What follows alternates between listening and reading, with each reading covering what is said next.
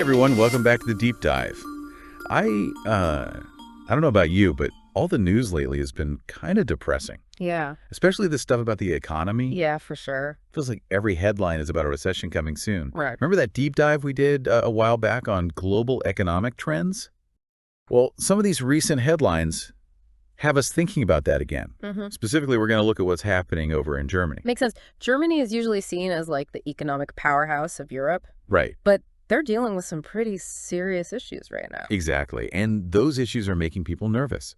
Like investors and economists all over the world are watching this closely. For this deep dive, we've got reports on Germany's latest economic figures and some analysis of their industrial sector. We even have some global economic forecasts to put things into perspective.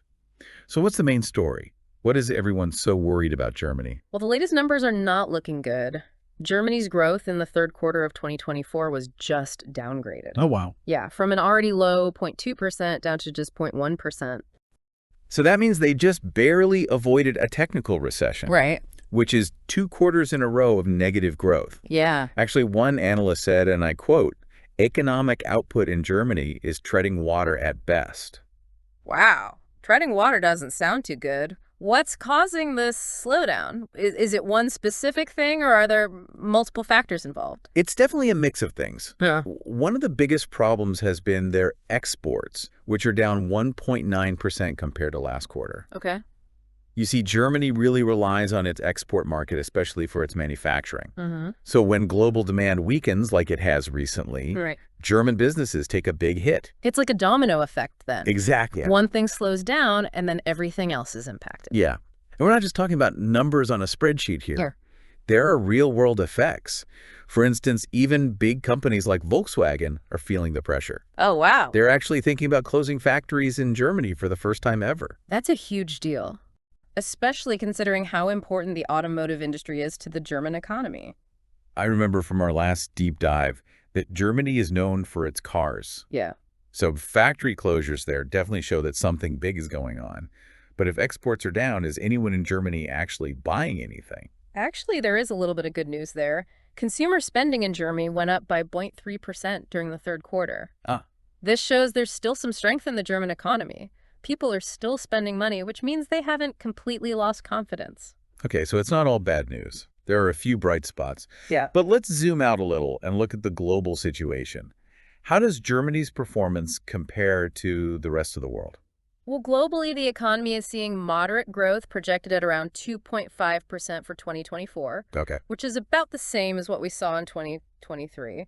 But there are some differences between regions. Right. The EU overall had growth of 0.3% in the third quarter. What? This means Germany is actually lagging behind its European neighbors. Huh. Countries like Spain, Italy, and France all had better economic performance in that same quarter. So Germany isn't just behind globally, but also within its own region. Right. That's a bit worrying. What about the U.S.? Were they having some economic problems too? The United States has actually seen stronger growth than both the EU average and Germany. They hit 0.7% for the third quarter. Wow. This difference in performance makes you wonder if Germany can keep up in this changing global landscape. It does seem like Germany is getting squeezed from all sides behind the global average, facing tough competition in the EU and watching the U.S. pull ahead. Yeah. What's causing these global trends? Is it just a few struggling economies having a ripple effect, or there's something bigger going on?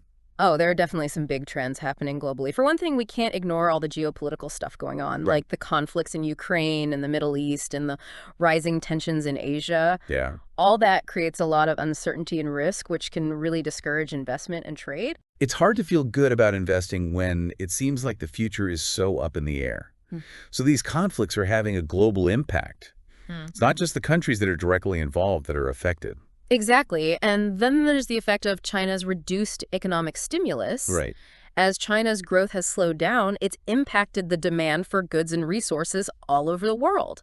Yeah. And that's something German businesses, which depend a lot on exports, are feeling pretty strongly. It's crazy how interconnected everything is. A decision in one part of the world can have a huge effect thousands of miles away. That's the reality of a globalized economy. But there's another change happening that's worth mentioning. The service sector is becoming more and more important.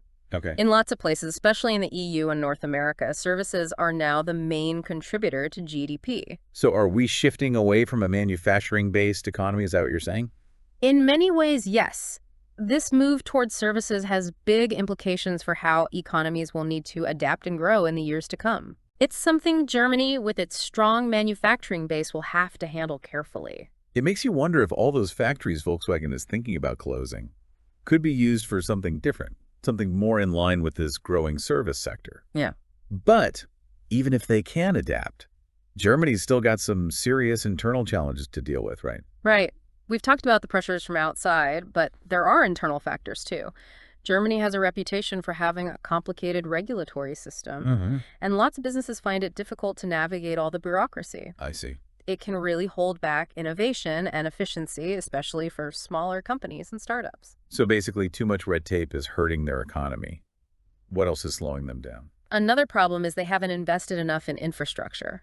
Germany's infrastructure, particularly in areas like transportation, digital networks, and energy grids, needs to be modernized and expanded to stay competitive. We've talked about infrastructure before on the show, and it seems like it's a common problem. Yeah, It's easy to forget about those basic things, but they're really important for any economy to do well. absolutely. And then, of course, there's the demographic challenge. Germany, like a lot of developed countries, has an aging population. This means they have a shrinking workforce and a growing burden on their social security systems. It's a tough problem with no easy solutions. Yeah, I can imagine that puts a lot of pressure on the government to figure something out. What can they do? They're going to have to find ways to increase productivity, attract skilled workers from other countries, and maybe even rethink the retirement age. And then on top of all that, there's the huge job of switching to a green economy. It's easy to forget about that when you're dealing with all these other economic problems. Yeah. But that green energy transition is important, right? It is. Even if it's expensive and complicated. Exactly. Germany is committed to moving away from fossil fuels, and that means huge investments in renewable energy grid upgrades and training workers for new jobs. It's a massive task that will really test their resources and their dedication to a more sustainable future. So Germany is facing a whole bunch of challenges. At the same time, global economic uncertainty, our shift in how global trade works, internal problems, an aging population, and the pressure to go green. It's a lot. Can they really overcome all of this and become Europe's economic leader again? That's the big question, isn't it? Yeah. It's too early to say for sure. We see some signs of strength in the German economy, but the challenges are real. The outcome will probably depend on a mix of things, including government policies, how businesses innovate, how society adapts, and, of course, the always unpredictable global economy. Sounds like Germany is at a turning point. Sure. What would you say is the most important factor that could determine whether they succeed or fail? I think it's their ability to innovate. And I don't just mean coming up with new technology, although that's part of it. It's about finding creative solutions to difficult problems, questioning how things are done now, and trying new ways of doing business. Right. Germany has a strong history of engineering and a highly skilled workforce. If they can use that ingenuity and adjust to this new economic reality, they have a chance to not just recover, but actually do really well. So it's not just about throwing money at the problem. No. It's about creating a culture of innovation and being able to adapt. Exactly. And that leads to a really interesting question. Can Germany, with its history so tied to industry, really change enough to do well in this new economic world? Or will they get stuck in their old ways and structures? Yeah, it makes you think. How much can any country really shift direction when they've been doing things a certain way for so long? That's a really interesting question. And it's something our listeners can think about not just for economics, but for their own lives, too. We all face times when we have to adjust and change, and sometimes that means letting go of what we're used to and trying something new. Right. It's not always easy, but like we're seeing with Germany, sometimes it's necessary to succeed. Definitely. And I think that's one of the key takeaways from this deep dive. Economic strength isn't just something you have. It takes constant work, adapting, innovating, and being open to change even when it's hard. It's true. You've given our listeners a lot to think about today. We started with those worrying headlines about Germany's economic slowdown, looked at the bigger global picture, and then really dug into the challenges Germany's facing internally. It's a complicated situation with no easy answers, but I think we've managed to explain some of the factors at play and the possible ways forward. Yeah, and I think what we've learned is that even in something complicated, there's always something to learn. By looking closely at these challenges, we can better understand how economies work, how global forces affect each other, and in the end, how we can all navigate a world that's always changing. Exactly. So for our listener out there who might be feeling a bit overwhelmed by all this talk about economics, what's the one thing you want them to take away from this deep dive? I'd say this: pay attention to the changes happening around you, both globally and in your own life. Don't be afraid to question what you think, challenge the way things are usually done, and be open to new ways of thinking. Because in a world that's always evolving, being able to adapt is what will make you stand out. That's a great point. Well, on that inspiring note, we're going to wrap up this deep dive. Thanks for joining us, everyone. And remember, learning and discovery never stop. Keep exploring, keep asking questions, and keep diving deep into the things that matter to you.